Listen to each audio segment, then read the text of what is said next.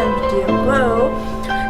नोंथांमोना थाम्बनेलाव नायनानैबो मिथिखाबाय जानो हागौ दिनैहाय बावखुंग्रि संक्रान्ति नालाय बावखुंग्रि हाजो गाखोनो थांनो नागिरदों स' नोंथांमोना इन्टारेस्टेड बा नायलांदो आंनि दिनैनि गोदान भिडिअखौ स' थांनो रेडि जाबायनो जोंहा बयबो जा बुरजा दंखायो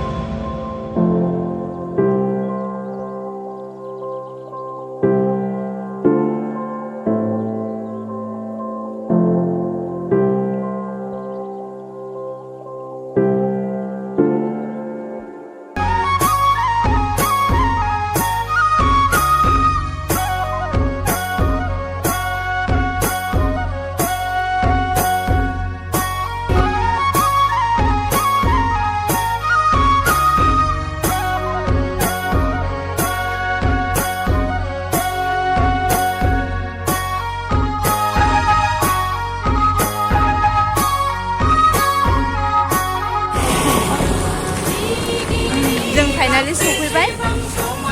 थांगासिनो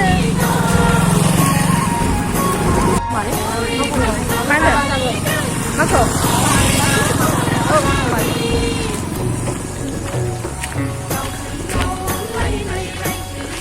जों दा सफैबाय दा जों गारि दोननानै थाबायगासिनो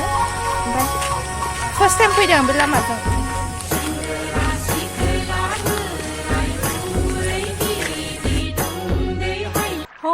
आदामोनहा लोगोफोर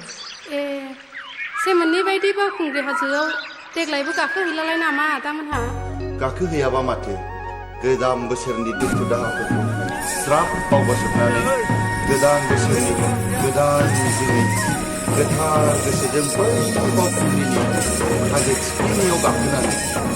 अख्रां दांहैनो लोगोफोर ज'नो